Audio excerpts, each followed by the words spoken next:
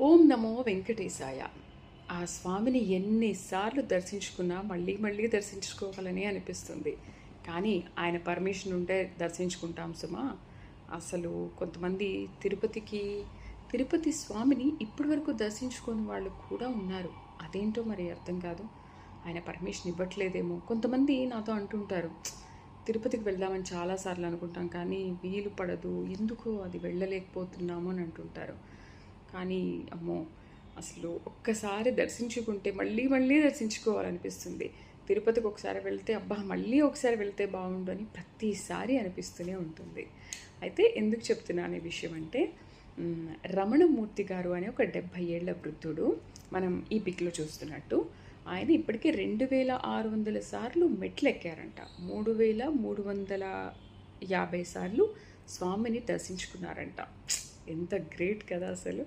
Super.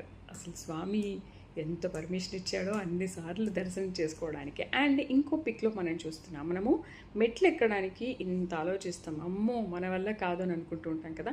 మరి ఈయన 2600 సార్లు మెట్లు ఎక్కారు. అండ్ పక్కన ఇంకో పిక్లో ఒక వృద్ధుడు, పాపం చాలా ఓల్డ్ ఏజ్, సేమ్ ఆయనలాగే అంత కాళ్ళ నొప్పులు ఉన్నప్పటికీ కూడా స్వామి పాద దర్శనం చేసుకోవడానికి 7 కొండలు ఎక్కుతున్నాడు అంటే గ్రేట్ అసలు. మనం ఉన్నాం ఎందుకు. ఓం నమో వెంకటేశాయ.